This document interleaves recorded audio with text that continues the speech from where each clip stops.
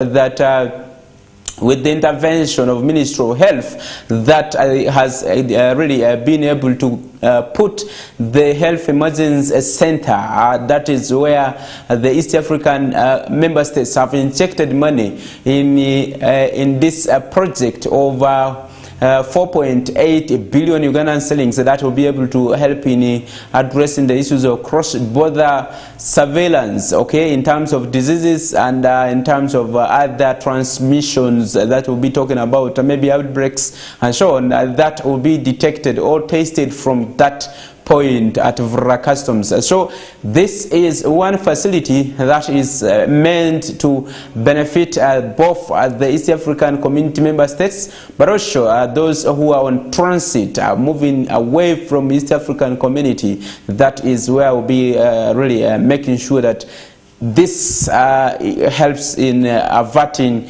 the spread of diseases at every points of entry. So that's another great achievement that is actually coming on the side of the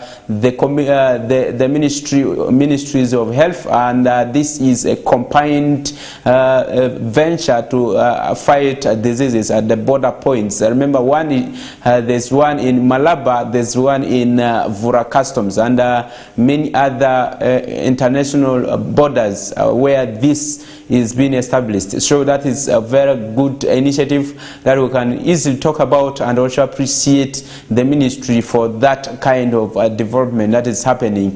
And also if you move to Terego district, yesterday the district council flopped, and this was due to the ongoing Balalo evictions. Yesterday there were over 3,000 heads of cattle that were moved away from the district, and this is as a result of the presidential directive that came up due to the concerns raised by farmers and also many other people in the locality of Western region, where you see many people actually complaining about theft of the animals, and also what is actually going on in their areas, especially distractions caused by the animals of the Balalo. The Balalo are the people who keep animals on free range. Free range meaning that they don't control these animals really, as somebody would wish to see, just like maybe a farmer being serious on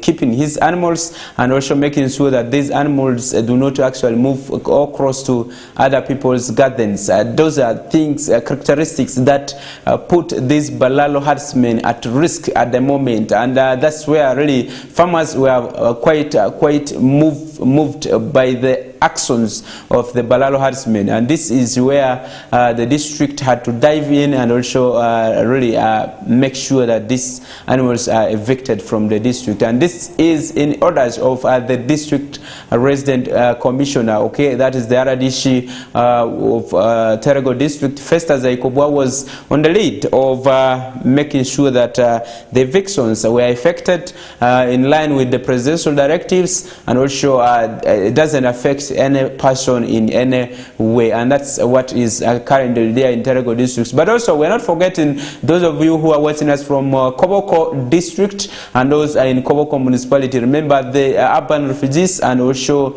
the refugees who have settled from Koboko district up to the municipality being empowered by different civil societies to make sure that the people are able to integrate all the activities, and also their relationship is supposed to be formalized. And this is one thing that is happening in Koboko district, and also we appreciate that with the intervention of the civil society, especially the local non-governmental organizations, there is an effort already tailored towards helping the local government in building up the capacity of the local people and also the refugees who have already come and settled with them. But also looking at the self-settled refugees, the urban refugees who have decided to come to the urban centers in search for better services. You realize that it has not been easy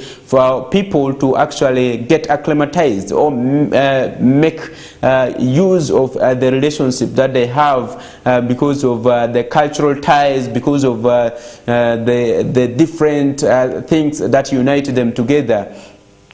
So it's upon this background that you see many of the conflicts tending to feud or come back, and currently you realize that because of this continuous capacity building, continuous sensitization, continuous mobilization of stakeholders, and also the that include the refugees and the host communities, you realize that people now feel like these are their relatives. They can live with them for even longer period of time, and we have seen this happen, that some people, especially the local people, are already giving land, others even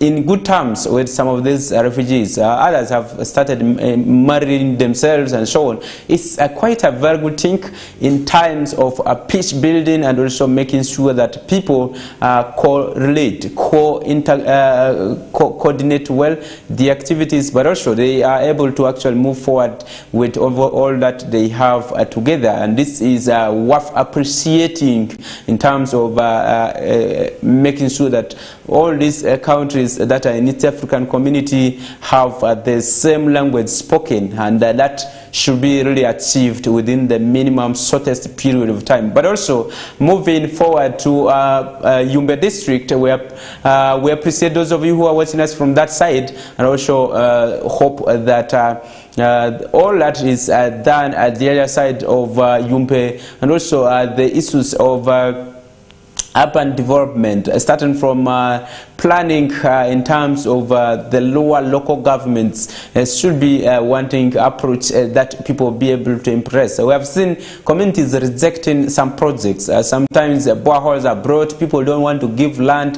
This is because it was not planned prior from the start. Okay, planning starts from the grassroots. Grassroots mean from the villages where people are able to say we need these services. Now we have seen some communities rejecting boreholes in the districts, and this is coming because people feel like they did not consult them about where they are going to establish some of these kind of things, and that's one thing their leaders need to take seriously when they are planning for their people. Not really because the political head here, take it to my village. You need to consult the landowners. You need to consult the people whether they really need this service, so that they are able to own it for future maintenance, for future safeguard. Okay, that is very, very important. Not forgetting those of you who are watching us from Moyo, Obungi, and those are from Juman district, but also moving to Arusha region.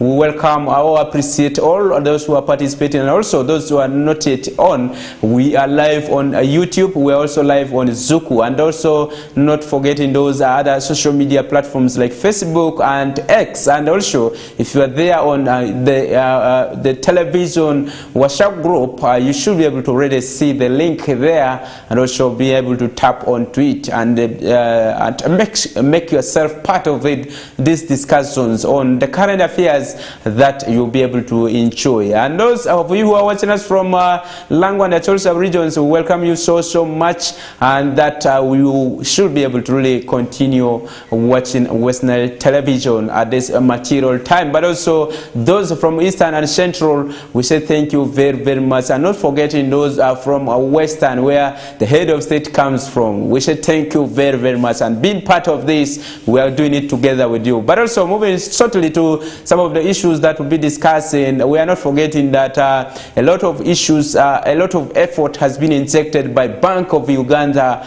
together with Uganda Investment Authority to make sure that people from Western region are able to benefit from the agricultural credit facility, and also the COVID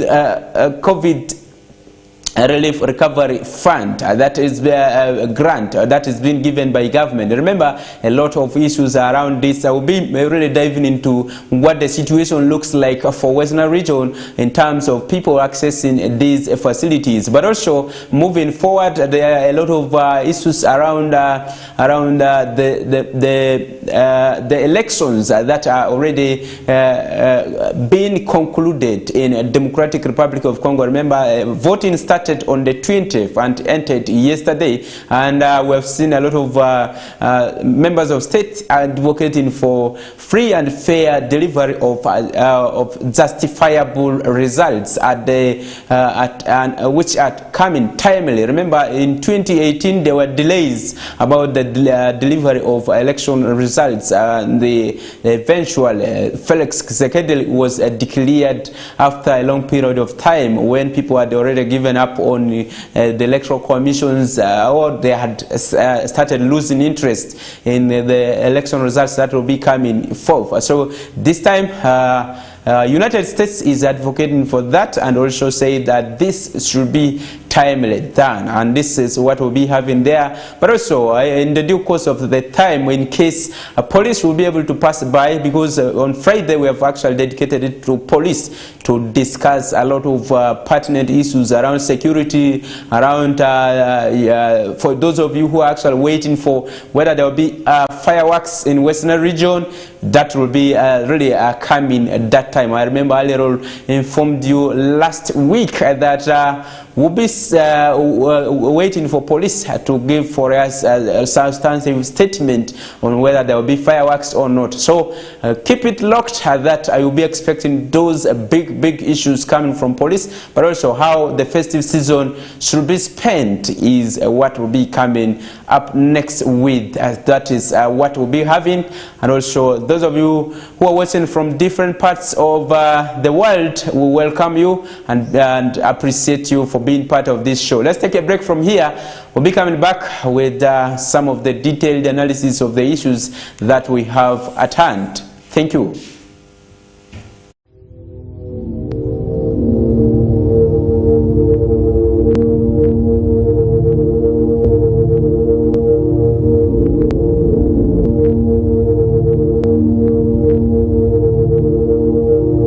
West Nile TV, lighting up the region.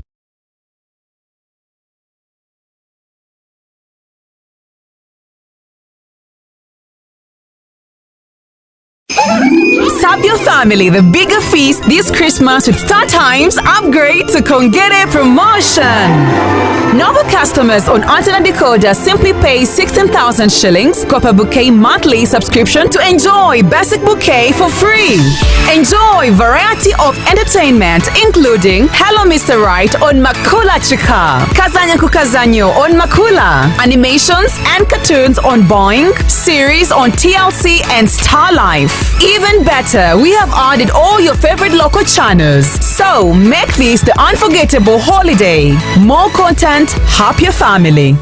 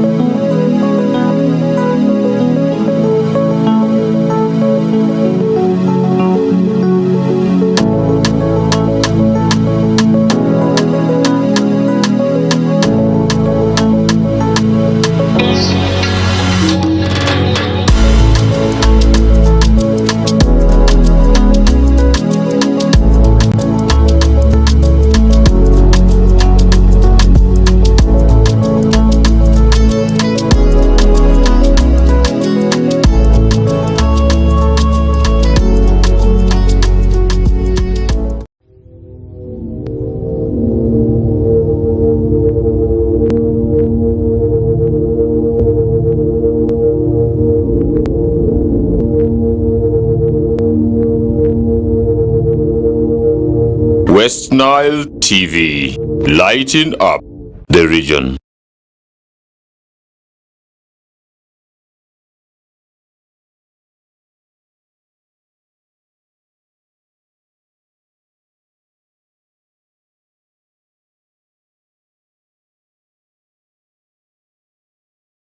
Alright, welcome back from that commercial break, and earlier on I highlighted some of the issues that we'll be discussing here. My name is still Dramadri Federick.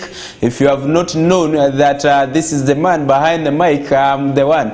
Okay, that's very, very important. But also it's very important for you to know where you are heading to. Okay, very, very important, because if you don't have focus on whatever you do and you don't have any plan of really achieving maybe something to do in your lifetime, it's very, very difficult to judge who you are, because people will not know that it's you who is actually doing something.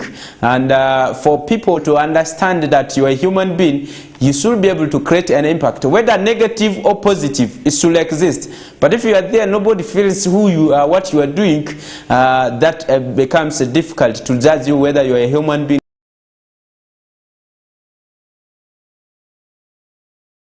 And this brings us to the battle. Remember, there's going to be a serious battle on the 26th of this month, and that is between the King Kong and also the bad character that we have in Western region. And this battle is going to be a serious one, and we have seen the artists are already warming up for that battle. It's one thing that many people are seen to be really promoting the talent of Western region. Some of our music has never crossed some of the areas of this country, apart from some of our artists like Chandiru Leila, who have been able to make it. And I've seen so many artists who have whose music have never crossed the other side. I mean, beyond Karuma, this has been really one thing that we have been seeing. But with the different partners and so on, we are starting to see a slot of Western music crossing at the other side of the nation to be played from other media houses at the other side, okay, especially central region and also Western region. And this is quite a very big opportunity that is coming up, and that is why we are seeing some of these kind of interventions coming in. But also through the television, people have been able to watch our music across the globe, and this is the beauty of this platform that we are providing for you. So if you are someone out there, you should be able to really understand that for us to make sure that the art industry develops and is able to bring money to this nation, that is Uganda, we should be able to invest in it. You remember, Nigeria has been able to be seen on the globe because of the art industry, not science, and not science only, okay? We've seen a lot of comedians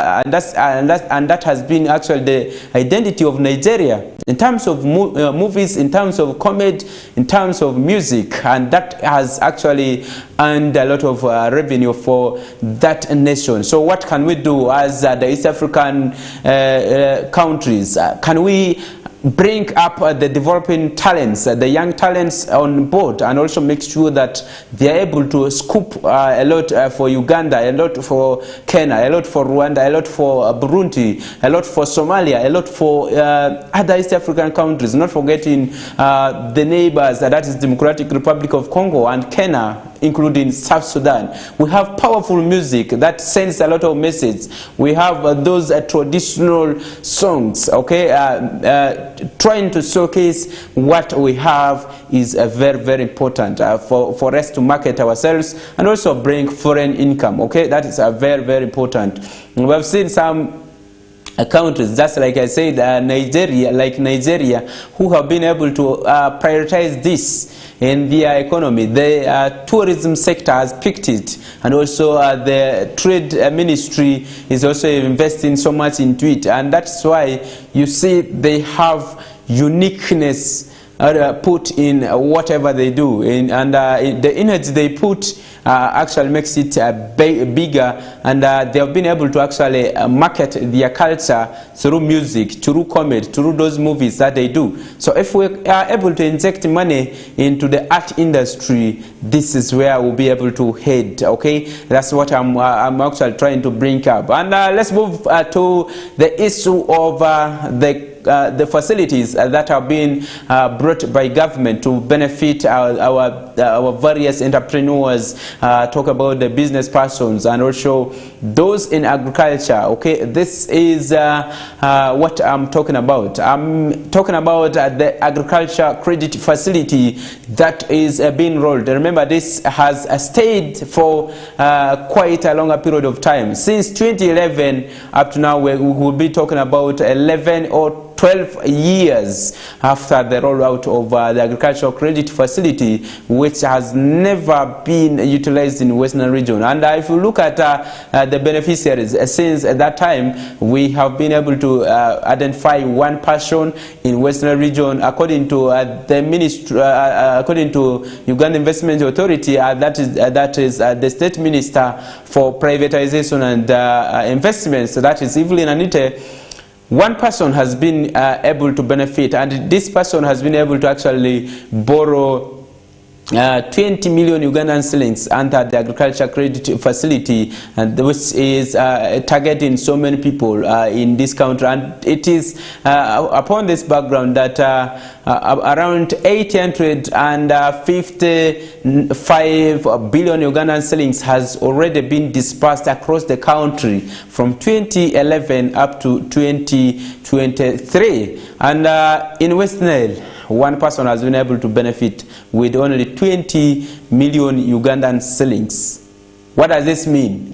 What does this mean to the people? And understanding why this is actually happening is one issue that was actually making discussions. Remember, there was a dialogue organized by Bank of Uganda in collaboration with the Uganda Investment Authority to sensitize the people about their needs and also what is actually hindering them from accessing the agricultural credit facility, but also the COVID recovery funds for small-scale businesses. And if you go deeper to get to the conversation, you realize that many people actually said the conditions that were put for people to access this facility have been actually too heavy for them to move on with, because if you look at one of the conditions is actually for people who want to borrow money, you have to actually adduce evidence of collateral, especially for the banks, where you have to, as you go to borrow, you have to maybe give your land title, or if you have a business that has been operating before the COVID-19, you should be able to show the bank that you have the financial records for 2 years. You must also be able to present a turnover, annual turnover of 300 million Ugandan shillings, which is one thing that is said to be tedious and something that most of the businesses in West Nile have not been able to meet. And also, if you look at some of the conditions, if you have land, you are supposed to attach the title of the land as a collateral. If you don't have, you are supposed to actually have a valuer come in to assess how large this land is, and also in terms of course, will it be able to pay back this money? Because the agricultural credit facility is a combination of Bank of Uganda's contribution, especially the government of Uganda through the central bank, and the commercial banks. The commercial banks are expected to contribute 100 billion Ugandan shillings, and also Bank of Uganda contributes 100 billion Ugandan shillings. This will be able to help in bridging that financial constraint gap that comes to all the entrepreneurs who want to venture into this kind of business. And this is one thing that has been making people to face a lot of difficulties in accessing these credit facilities. And also, if you look at the cost of accessing it, it is at 12%. That means 1% per month. Okay, that is what is actually happening right now. And if you look at the conversations from the beneficiaries, targeted beneficiaries, people have been able to accuse a Bank of Uganda and also the commercial banks for not delivering this information. Since 2011 up to now, this is the first time many people said they have been able to get information about the agricultural credit facility, and yet many parts of this country, especially central region and also western region, have been able to benefit up to 68% from this credit facility. And if you look at the map currently, actually the pie chart that was projected, the central region and also the western region have been taking the lion's share, followed by the eastern region, and northern Uganda comes the last. And from northern Uganda, the least region is western region, and this is said to be because of the laxity by Bank of Uganda and also the commercial banks to go into the communities to enroll people on this small and medium COVID recovery fund, which has been a grant for the businesses to recover, to enroll people on this small and medium COVID recovery fund, which in your business to upscale the businesses that have been operating during COVID-19. And if you look at also the agricultural credit facility, you realize that many people did not have the prior notice or information about this, but also the banks have their separate terms and conditions, especially when they are doing just like when they are being given out their usual loans, and they have decided to attach this onto the conditions that have been given by government of Uganda, which has actually made everything very difficult for them to actually proceed. And this has turned away so many beneficiaries from benefiting from this kind of facility, and that is one thing that is already happening there. And this has forced the State Minister of Investments and Privatization to move ahead to actually direct Bank of Uganda to be flexible, and also the commercial banks to relax some of the conditions, just like conditions like the annual turnover should have been up to 300 million Ugandan shillings, other conditions like dues in land titles, and also collateral like doing evaluation for the land, and yet the people do not have the monies to actually do land valuation. Remember, this is one expensive kind of venture that one person will be able to undertake, and some people have testified that land valuation is very, very difficult, because the expenses that are put there range from 5 million and above for you to do complete evaluation on your land, and this affects them in as far as they go for these credit facilities from government. Okay, that's one thing that is already there. So if you look at many other concerns that are coming up, this is in line with the timing for this credit facility. Sometimes people come to the banks and they say, okay, your processes are complete, wait, we'll be able to communicate to you when you should be able to come for the money.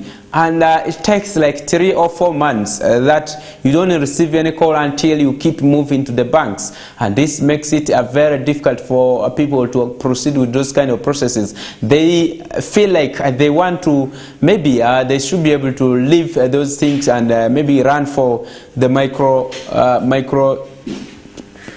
the money lenders that are operating in the town. Okay, these are things that have been really there, and looking at the conditions that the money lenders attach to some of these kind of things, it makes it difficult for people to actually go for for the facilities that government has, because the money lenders, first of all, they make sure that they work timely to give the people these monies, and also they ensure that they deploy all their agencies, the agents to go and market their products, so that everyone is rest, everyone is able to come for the loan at their disposal, and also they're able to multiply their monies very, very fast. And if you look at the commercial banks, they feel relaxed marketing this government facility, which has actually made things very, very difficult. So that is one thing. And if you look at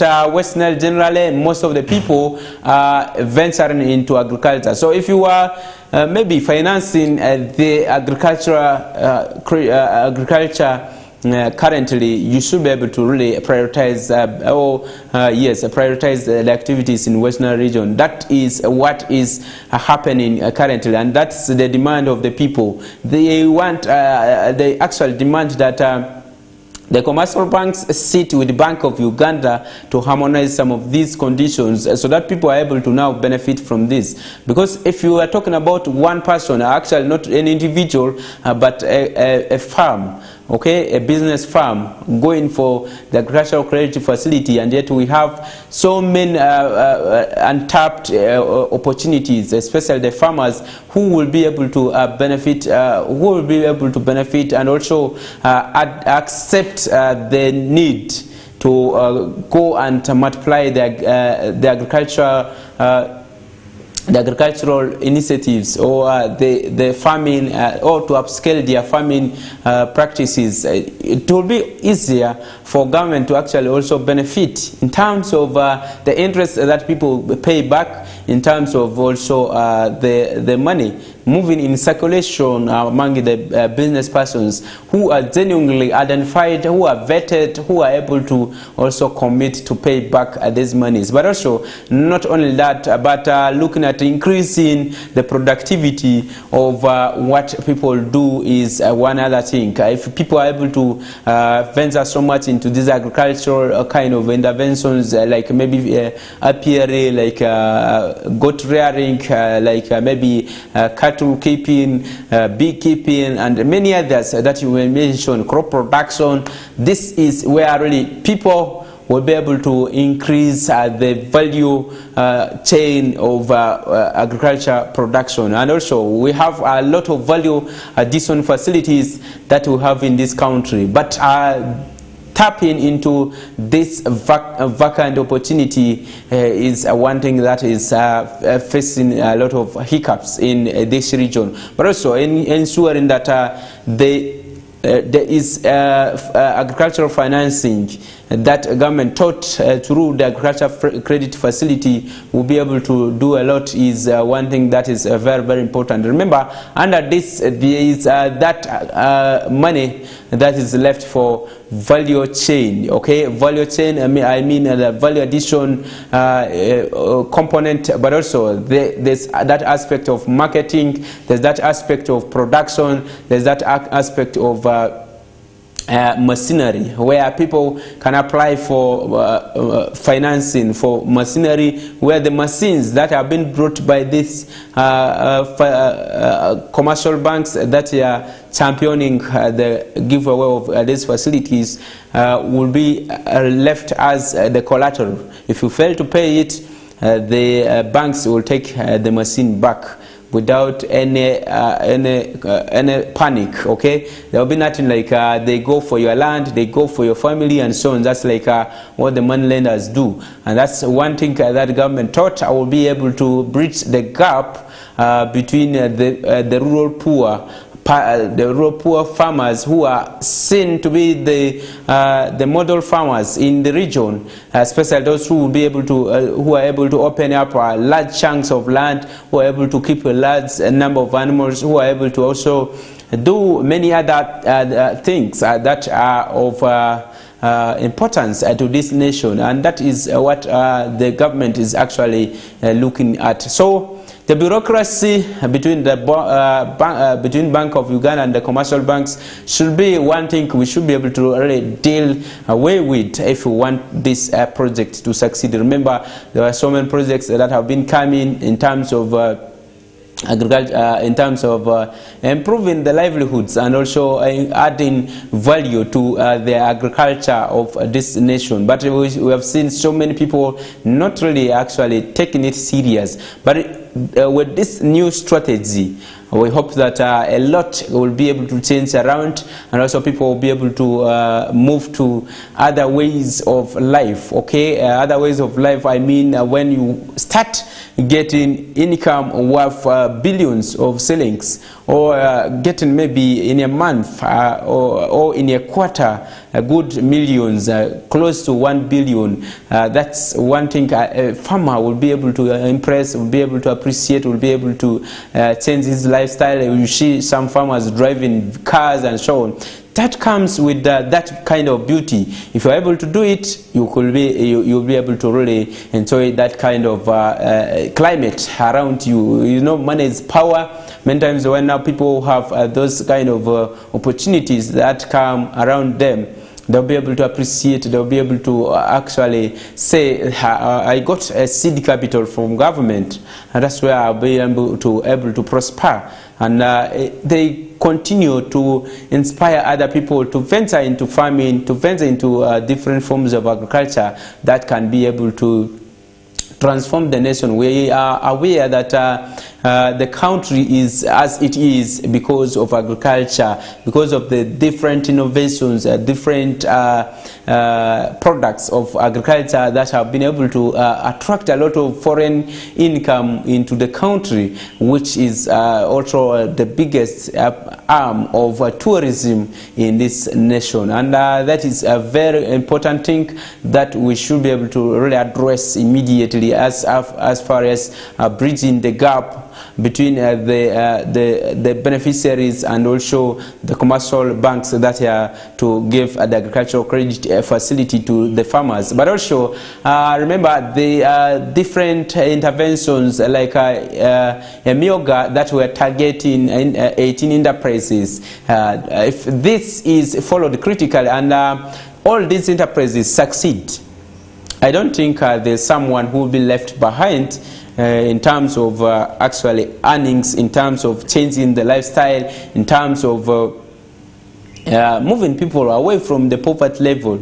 So it's a very great idea that we all embrace this kind of things, and also be able to understand that if government is able to give you money and you cannot multiply it, I don't think even when you go and borrow money from a money lender, you'll be able to refund such a money. So we should be able to appreciate that we are able to pick a leaf from something that we have been doing, and we are able to actually prosper with the little that we are doing for quite a longer period of time. Okay, we should be able to learn lessons from the previous projects, from the previous submissions of people about the projects that have been implemented by government. The approach of designing programs from the ministries, agencies and departments should no longer now be something of interest. Okay, now when you have a proposal that you want to develop into a project, move to the beneficiaries that are supposed to be benefiting from such a project. That's what you call benchmarking, and also doing a prayer. Just like if you are pitching that proposal, you should be able to have the case study done.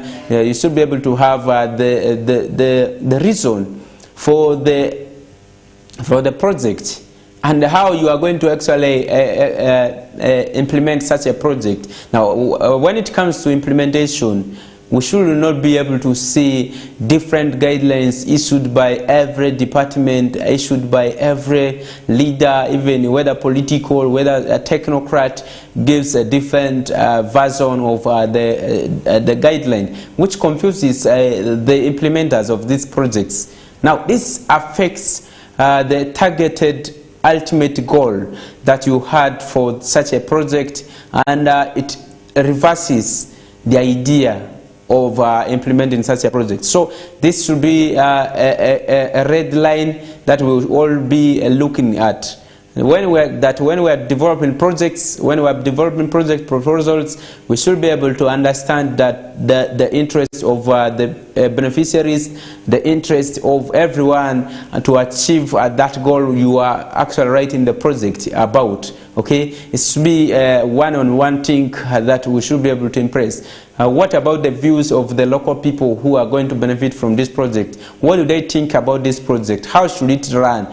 That is pro-people government that runs, or even a pro-people project that will be able to have an impact, a long-lasting impact on the people who are supposed to benefit from such a project. And that is very, very key if we are to achieve some of these kind of things. So hope that Bank of Uganda has learned a lesson from this kind of engagement, that people are able to cite the loopholes around the commercial banks, and also the bureaucracy they have, because they have the same facilities that they are marketing. You know, all these commercial banks have the agriculture credit facilities that they are also marketing. So it is upon government now to look at how to weigh, okay, to move ahead of the commercial banks in terms of marketing this facility at a subsidized cost, because I'm meant to understand that government will leave all the interests to the commercial banks for them to continue with the activities, or for them to benefit, so that they market this. But we have seen already some banks not interested in actual marketing this kind of facility. That's a region where in Western region where we have 13 commercial banks, only 10 were able to go for, actually 7 were able to turn out for that dialogue, and also be able to give an account of how far they have been able to go with the disbursement of the money. And that's one thing that we should be able to see from that kind of point, or that point of view. Let's take a break from here. We'll be actually coming back shortly after the break and move on with the other issues that are at hand. Thank you.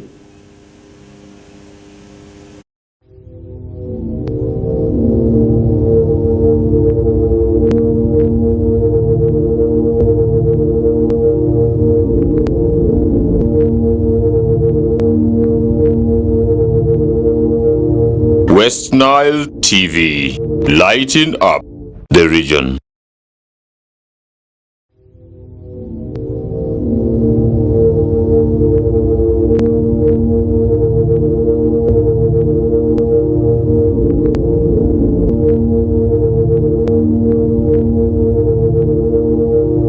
West Nile TV, lighting up the region.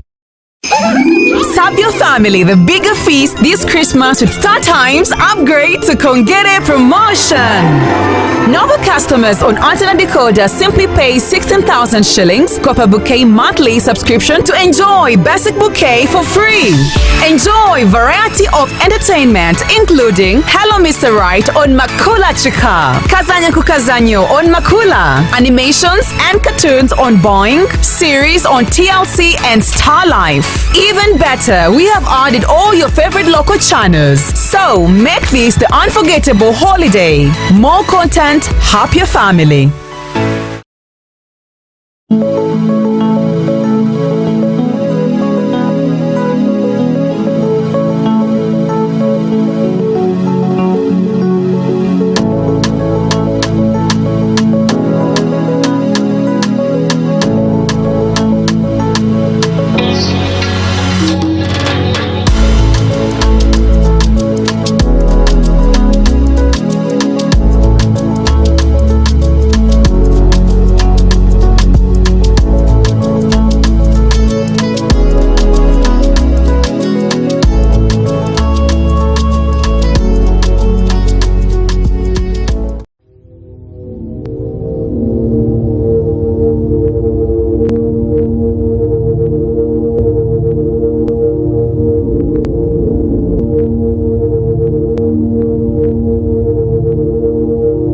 West Nile TV, lighting up the the region.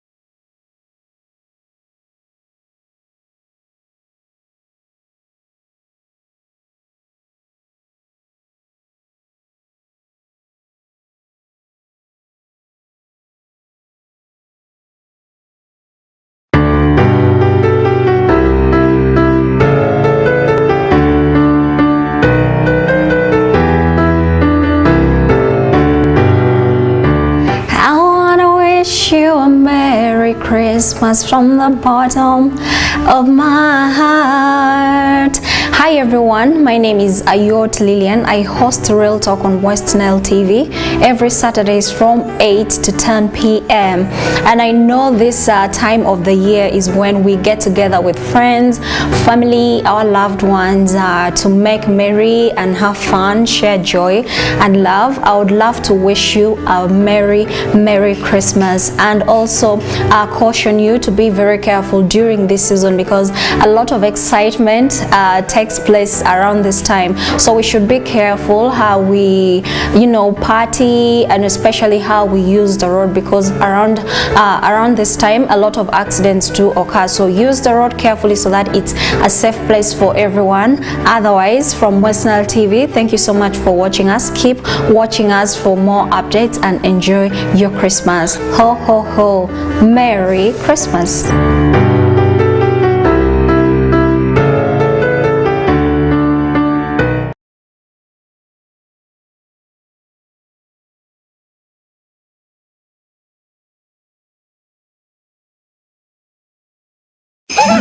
Sub your family the bigger feast this Christmas with Star Times upgrade to Kongere promotion. Nova customers on satellite decoder simply pay 20,000 shillings special bouquet monthly subscription to enjoy smart bouquet for free. Enjoy variety of entertainment including Hello Mr. Right on Makula Chika, Kazanya Kukazanyo on Makula, animations and cartoons on Boeing, series on TLC and Star Life. So make this the unforgettable holiday. More content, help your family.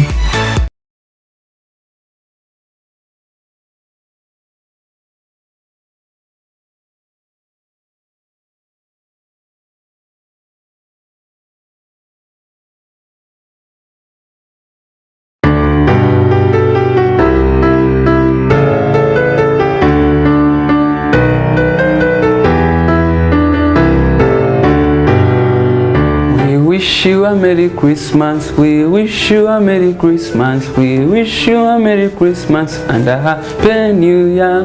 My name is Sunday Junior Tom, the host of the Daktari Show here on West Nile TV, wishing you a happy festival season full of joy, love and enjoyment. However, enjoy wisely, use protection to protect your life and your loved ones.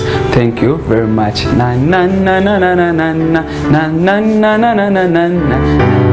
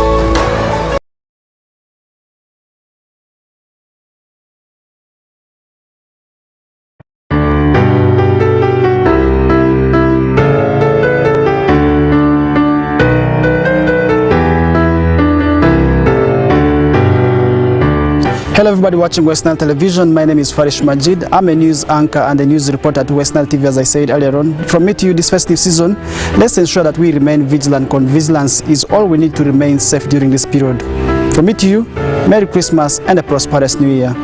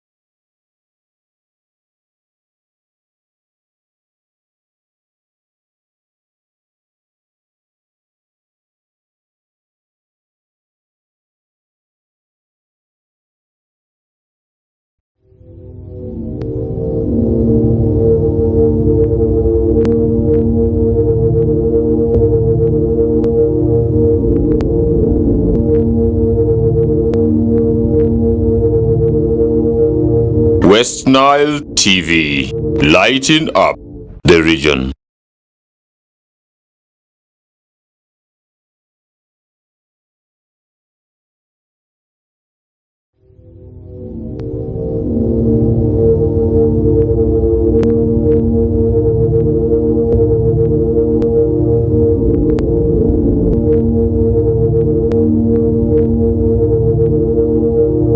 West Nile TV, lighting up the region.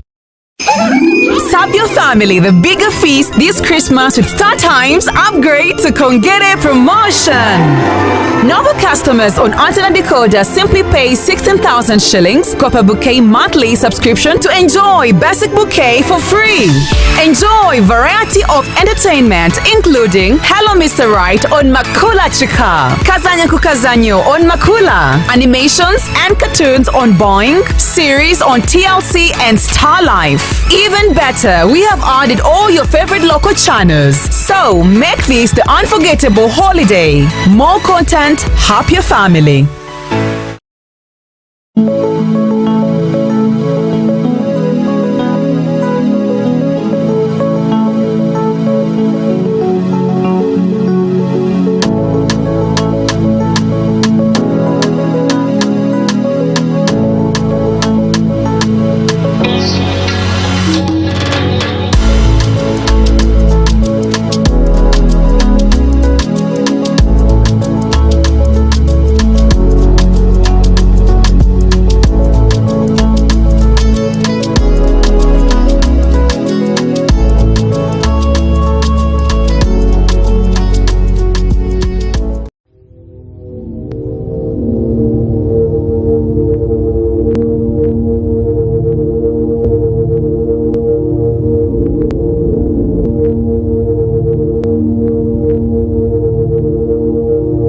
West Nile TV, lighting up the region.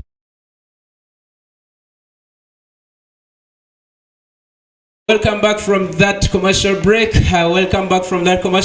We joined by one of the prominent guests that I talked about earlier on. I told you that I'll be discussing a lot of issues about security, but also before we go to that, there's a lot to do with fireworks.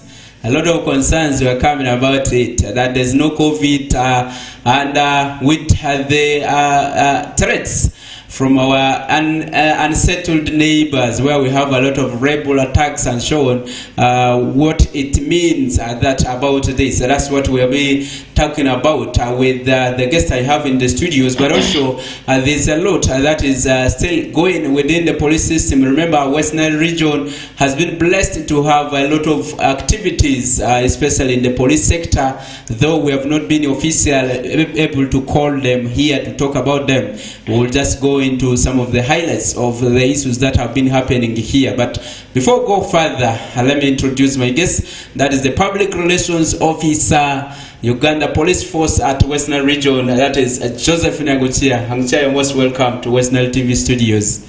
Thank you. Good morning. Okay, that is her, and maybe briefly let's move to the event that happened from around the middle of this month. That is the police doctrine, that a lot of consultations were being done about this.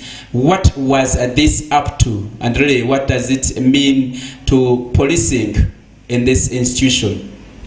Thank you so much.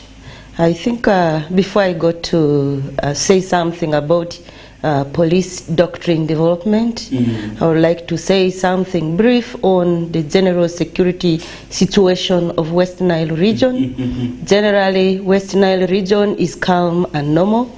And preparations for Christmas is in the high mood. Actually, people are in a high mood of preparations. You see people moving up and down, the business community struggling left and right, people coming from villages to do shopping and so on. And even as police, we are prepared to offer general security. So far, so good. However, from the start of last month up to this month, we have been having a number of activities. One of the major activities has been development of police doctrine. It's a countrywide exercise where a team from police headquarters move up to the various regions and consult various stakeholders to get their views on development of police doctrine. And this police doctrine will have guidelines on how police is supposed to conduct policing. And in that guideline, it will also look at the mode of operation, how challenges can be handled, police procedures, investigations, how they are to conduct operations, and it also covers areas of promotions, transfers, recruitment, and exit from police.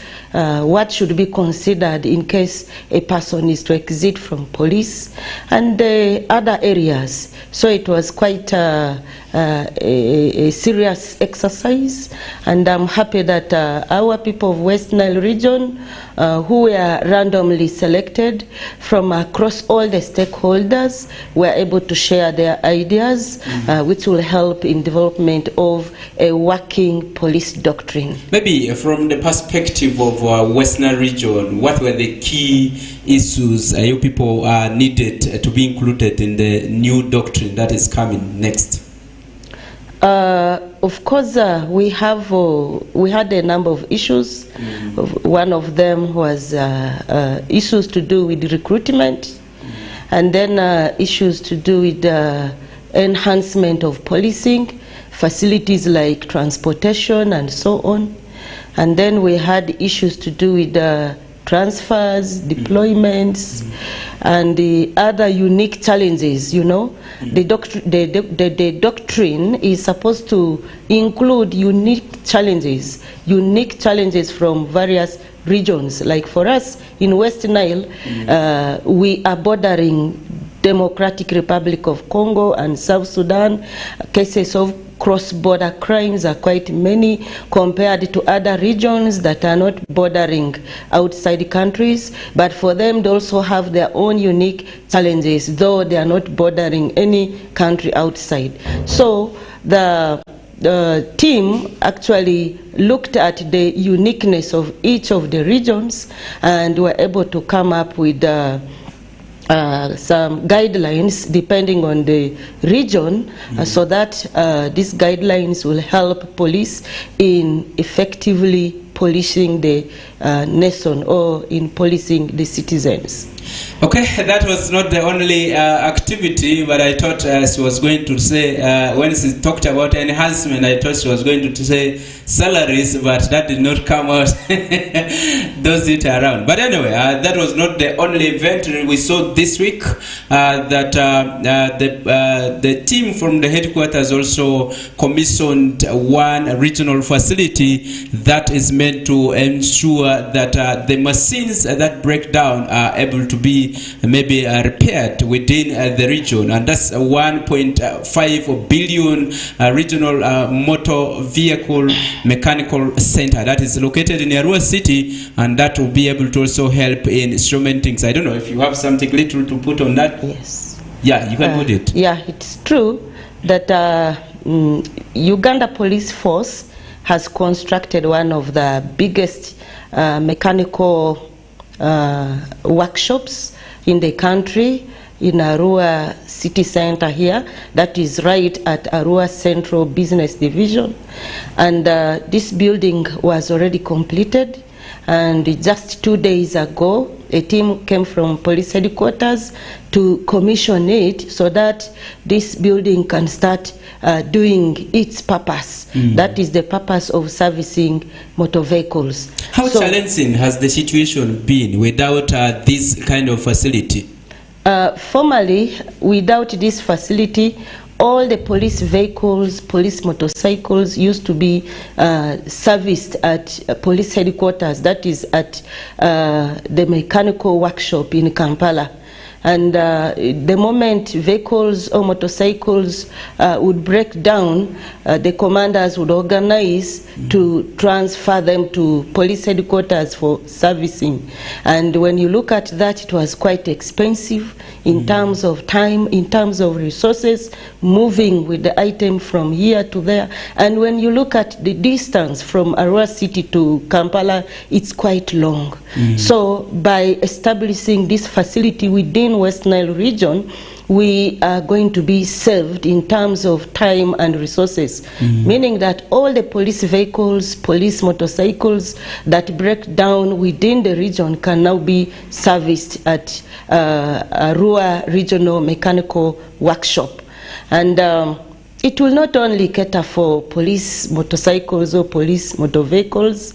The other day, the chief guest, who was delegated by the Inspector General of Police that commissioned the building, said that other people are free to come and use the facility, and it will be at a reduced cost. It can be organizations, other organizations, maybe people from local government or other stakeholders that will require their motor vehicles or motorcycles to be serviced should use this facility, and it will be at a reduced cost compared to the outside places where motor vehicles are being serviced. So I believe it will not only help the police fleet, it will also help motor vehicles, motorcycles belonging to members of public. Okay, coming to our interest, that is the security situation in West Nile, and also what has been put in place as we celebrate the Christmas that is coming forth. And let's move to that. What is the current situation like, and also how prepared are we to really counter any eventuality that may come during this festive season on 25th? Because we've seen so many parts of this country, especially at the southern part of Uganda, experiencing a lot of challenges in terms of threats from these suspected rebels. Okay, you remember the situation of the bomb blasts, those weapons that were recovered, and also the issue issues of people killed suspectedly by these ADF rebels, and this was one thing that the President was actually communicating and directed that all the places of worship, or maybe where people are gathering, there should be really actually maximum security provided before really people enter. And also cautioned about the people who are the landlords who accept these people at any time without knowing who is actually coming to occupy their houses. So for Western region, how prepared are we for this day? Yeah, it's true that time and again the world has experienced threats of terrorism, and us in Uganda or West Nile region, we are not excluded from that. We are equally having these threats of terrorism, meaning that we have to be alert. We have to be alert to prevent and avert acts of terrorism in our region.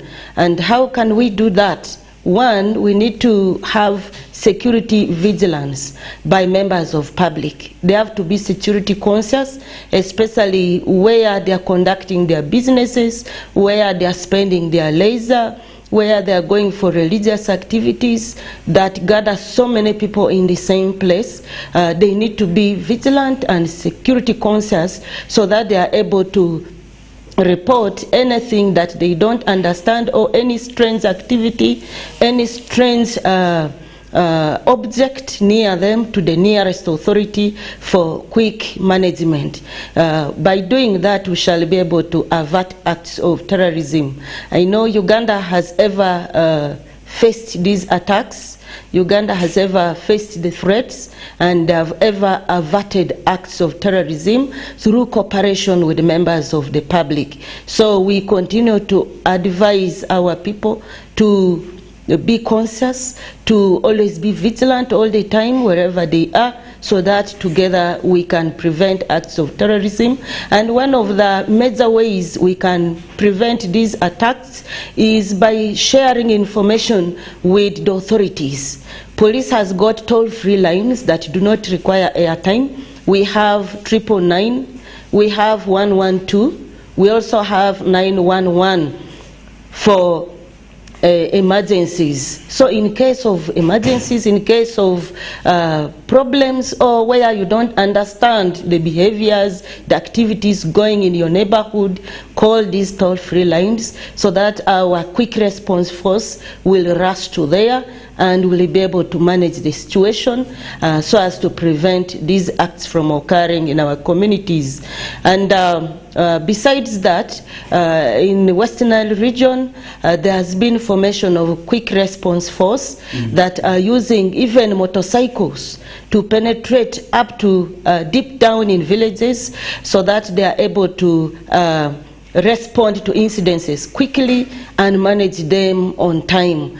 And this has already helped. So many people already giving testimonies of these quick response forces who are moving on motorcycles to various villages, both day and night, and they are saying that they are really helping in checking security in their areas, and they are also helping in averting crime. So we therefore appeal to members of public to use these toll-free numbers well. In the past, we had cases where people were misusing these lines to call police for nothing. Some just call police for fun. Some call police maybe just to no reaction of police. Others call police to be abused. So let us be responsible. Let's avoid those irresponsible behaviors. When you have a serious problem, use these numbers so that police is able to respond quickly to help you out of your situation. And then besides that, we already have people who are organizing events. We have managers of public leisure places who are preparing their places for Christmas. We have so many people who have moved from bigger city to our regional city here for the celebrations. Some are in towns, others already in villages. So in all these, let us be security conscious. Managers of public places or event organizers organizers should ensure that they lay down mechanisms to secure their people, their clients who are going to attend those events, and where possible, get advice from the area police, the area district police commander, or the area OC post, so that you can be helped, so that your event and the people who are going to attend these events will be secure. Okay, that is it from the public relations officer. Sometimes people call them PROs and so on. You can call it the way you want. And remember, it's very, very important for us to look at those numbers. Those three numbers are very important. They will help you at any time, because really you don't know the time the issue or something will happen to you or even to your neighbor. It's very, very important for us to really watch that. We're taking a break from here. When we come back, we'll be actually moving to the other issues, the needy issues that have been pre-gained and shown. Remember, the issues of the event organizers is also key at this point, and also the issues of what type of people are supposed to go for what type of events. We'll be actually moving to that shortly. Let's take a break.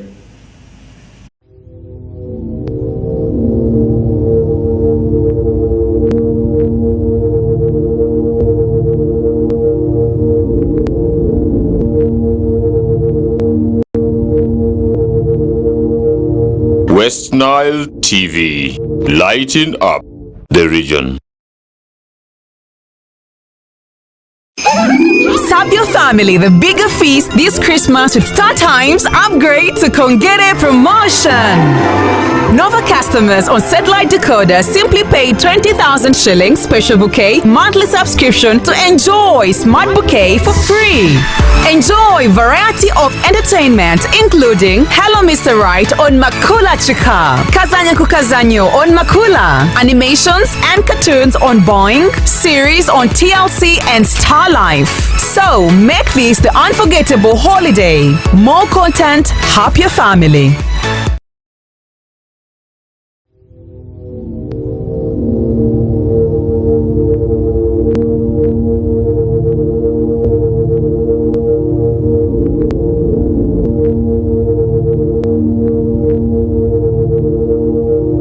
West Nile TV, lighting up the region.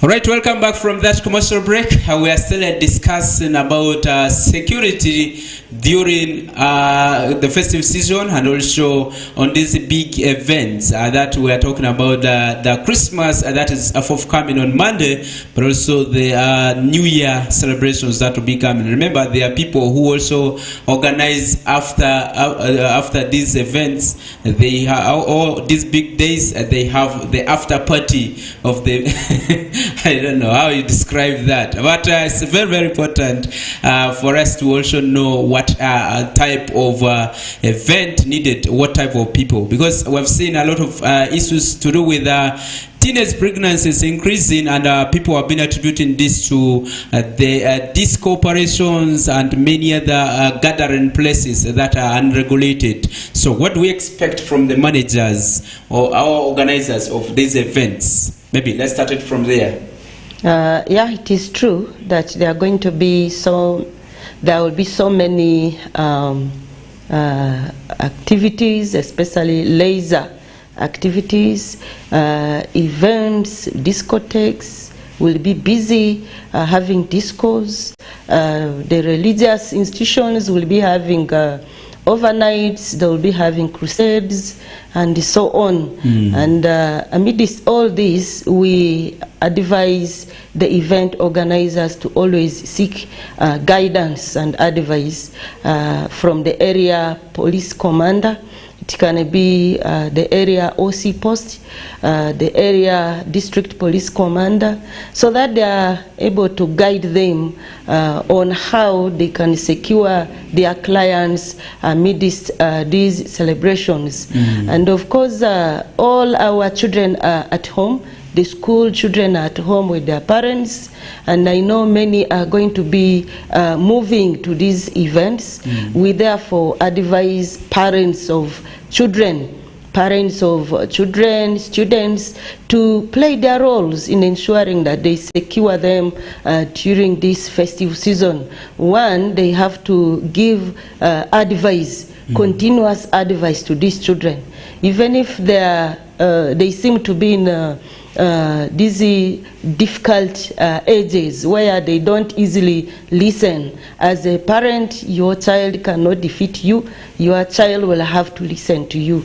Make sure that you continue advising and guiding this child all the time, especially the time of children leaving home and reaching home. Be strict on that, so that you have your timeline. Beyond that timeline, you become hot on the children. And when they know that at home they are supposed to to reach by 7, or they are supposed to be at home by 7 or by 6 in the evening, or by latest 8, they will abide by that timeline and follow the parents' directives or the guardians' orders. And through that, we shall be able to secure our children.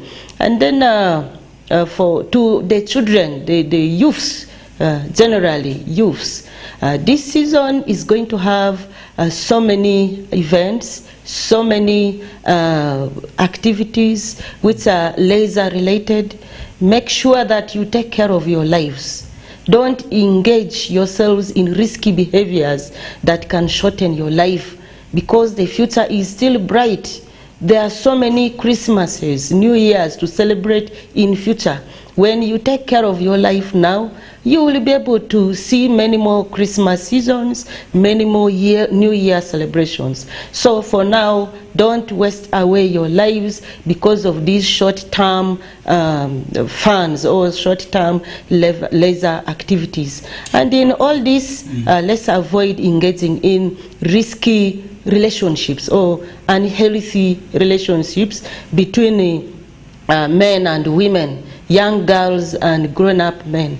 Those relationships are bad. They can expose you to teenage pregnancies. They can expose you to early marriage, cases of defilement and rape. So let's be very careful on our relationships with the opposite sex, and how beneficial it is to you and your family matters. So don't just dive on any relationship because of material gifts, because there are people who are going to be buying gifts in this season, that clothes, smearing oil, other inner clothes, shoes, making of the hair, and so on. There are people who are going to lure our young girls and our young boys just through those petty expenses. They will recover them, but the end result will be big. So take care of your lives, and don't really admire or go so much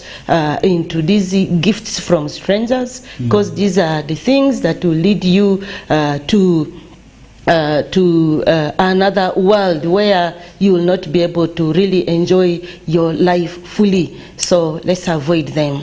Okay, when a festive season comes like that, or big events are going to be celebrated, or maybe these days where people come in together and so on, there's one person who suffers most, that is the animal, where people want to eat most of the animal in the kraal or in wherever they're keeping them. So this brings to my attention the issues of animal theft that is increasing, but also this is coming at a time where we have the increasing number of all cases of zoonotic diseases that are coming in this country. Talk about anthrax, talk about brucellosis, talk about many others that may talk about when people consume meat from animal that is seen to be sick of such a disease, this can be transferred to someone at that moment. But also looking at the cases of animal theft,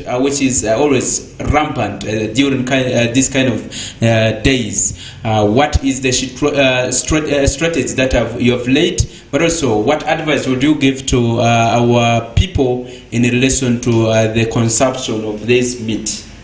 Yeah, thank you so much. It's true that in this season we are experiencing quite many cases of animal thefts. We also have cases of chicken thefts which are going on in villages, and movement of animals from one point to another to be slaughtered, because in this festive season people believe they should eat meat, they should eat chicken, they should eat good food. So because of that, animals are going to be featuring, and they're already featuring in this area. There are people who go to acquire animals from villages to be slaughtered in urban centers for people to purchase. So in all this, we advise owners of animals, people with goats, cows, chicken, to ensure that they secure them, they take care of them very well. Otherwise they can be stolen by people and taken away in this season. We already have many cases where people are complaining of theft of animals, theft of goats, chicken are being stolen, and so on. So please take care of them well, keep them in better places, in better kraals, so that they are not easily stolen by thieves. And then LOCs should be very vigilant, and people in the communities should be vigilant on the people who are moving with animals. Endeavor to ask them for movement permits. As animals are being moved from one spot to another, one, they may be stolen animals, two, they may be animals which are sick with anthrax, with brucellosis, and other diseases. So it is important for the area veterinary officers to examine these animals, to assess them well before being moved from one point to another, so that animal diseases are not easily spread from one spot to another.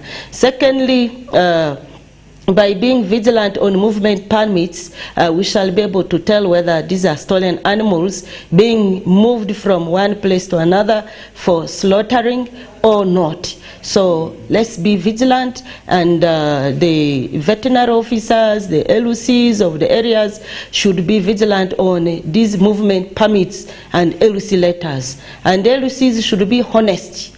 They should be honest and issue letters to animals that are genuinely within their areas, or animals that they know that belong to people living in their areas. This issue where people steal animals from elsewhere and simply bribe LOCs with some small letter, with some small money to give them a letter for movement should be avoided. Investigate the source so well and give genuine document for this animal to move from one point to another. Okay, all right. Is there any penalty for someone maybe who has been caught maybe moving with an animal at night, and also maybe has stolen? But even the LCs who are involved in that kind of thing, when discovered to have stolen the animal from someone and has been issued a document, is there any penalty for that? Yeah, there are penalties. We have, first of all, we have crimes relating to animals. We have theft of cattle. Then we have also issuing of false documents by LOCs. We have cases of conspiracy to commit a crime, maybe where LOCs conspire with some thieves to steal animals from some areas. They can easily be charged with those offenses. The penalties are there. The suspects can be arrested and prosecuted, and appropriate punishment can be determined by courts of law.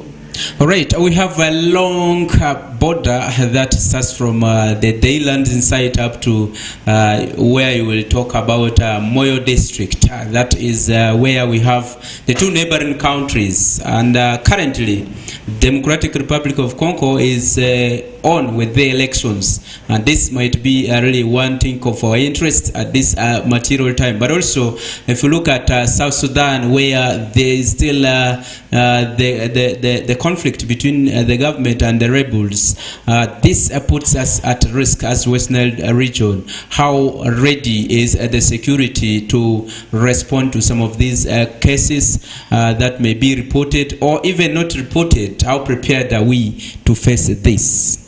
As the police, we are ready to handle such cases that come to our attention, and together with the sister forces, we are doing all things possible to ensure that we do covert and overt actions so as to prevent some of these cross-border crimes. And of course, covert actions are actions which are done in silence, in secrecy. They are not known, but mainly done by intelligence teams, where information is secretly shared, and we simply go and pick the suspects with exhibits. And those are being done by police and the sister forces. And then on the other side, we're also doing overt actions which are openly seen by members of public. We are doing open surveillance and also secret surveillance along these borderlines, as well as patrols. We have motor vehicle patrols, foot patrols, and then sharing of contacts with the communities living within the borderlines, so that they are able to report and inform the authorities quickly for action. So I believe we are already doing that, and we shall be able to secure this season amidst having these two borderlines. We have ever been doing or providing security at these borderlines, and we shall continue collectively providing security at the borderlines so that we are secure. And so far so good. Congo elections took place the other day, and they are still counting the votes and so on. And as far as West Nile borderline with the DR Congo is concerned, the situation is calm and normal. We have not seen any problem at the border or attacks by rebels. But this does not mean that we don't have possible attacks by rebels. You never know what will come from across the border. So as usual, we urge members of public to be vigilant along these borderlines and report people who seem to be strange in their communities, people who seem to be rebels, to the nearest authority for quick management. Okay, we are coming to the concluding remarks. We're time but just left with 3 minutes to conclude the show. But we appreciate that the persons or people who have been watching us from the time we started. This is what we are discussing here: the issues of security ahead of the big days. I mean, the Christmas and the New Year that we are about to start enjoying from Monday, and that is where we are coming up with this kind of issues and trying to make sense of what gaps do exist and how we should be able to repair them is what we're doing here with the Public Relations Officer, Uganda Police Force West Nile Region, that is Joseph Nyangutia. Maybe let me have your last words as you come with the last words. Most times in the start of the year, that is 1st January, people have that attitude from the end of the year to the start of the new year to have fireworks. Will that be there? If so, how will people be able to apply for this kind of initiatives? I know it's a kind of a business for the promoters of events and also many other maybe big hotels that we have in town. Thank you. Yes, people normally call it 2 years night, and in that 2 years night we have fireworks, we have discos, we have overnights, we have so many things that go on so as to usher in the New Year celebrations. Well, we only ask people to be vigilant as they celebrate that. And then for those who are going to have fireworks within the region, they will be free to do it as long as the IGP has permitted them. And the procedure is that they should apply in writing to the IGP through the area commander or the area DPC.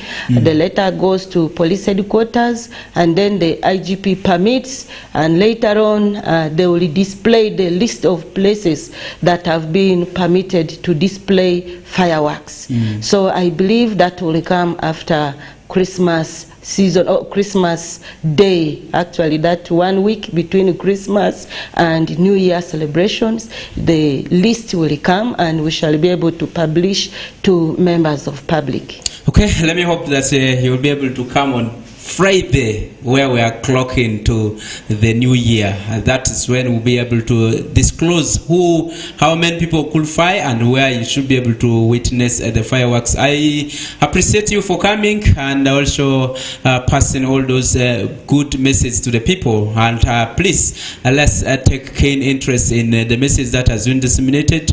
And also, maybe, I don't know, you're still glancing at me. Yeah. I need to wish people Merry Christmas. That's why I was going to say, maybe you've forgotten. On behalf of West Nile Police, yes, I wish everyone Merry Christmas and prosperous New Year celebrations. And in this Christmas, we urge everyone to be law-abiding so that you are not inconvenienced in any way. And above all, let us control unnecessary excitement, unnecessary expenditure, so that we are able to usher in the new year peacefully, we are able to celebrate peacefully. Then for families, let's avoid domestic violence. Okay. Let's cooperate and ensure that we accept the state we are in and enjoy Christmas happily. Even if you don't eat meat, prepare your chakucha, prepare your greens, prepare whatever you can afford, and eat peacefully. Okay, that's what my mother used to say, that when we cook that beans and make sure that you drink a lot of water on it, so that when you go out there, you'll not be running around to look for water. And you feel the same as the way the people who ate meat appear like. It doesn't change your body, it doesn't change your face, as long as you have eaten something and you are with the public. Because God has made it unique that what you have eaten will not be able to appear to other people. And that's the interesting part. All of you will get the energy and do it. Behind the camera is Dijon Pro, who is there, and also I have Aldo, who is in the building there in the production department. But also up next will be actually having the news in laboratory that will be brought to you by Mukle Lawrence, and we'll have other programs coming up next from there, and that will be Nilecast concluding the day at around 7 a.m. with the news in English. And my name is Federick Dramadri. We appreciate you so much for being part of this show from the start up to the end. Now we're leaving the studios for the next program. Thank you.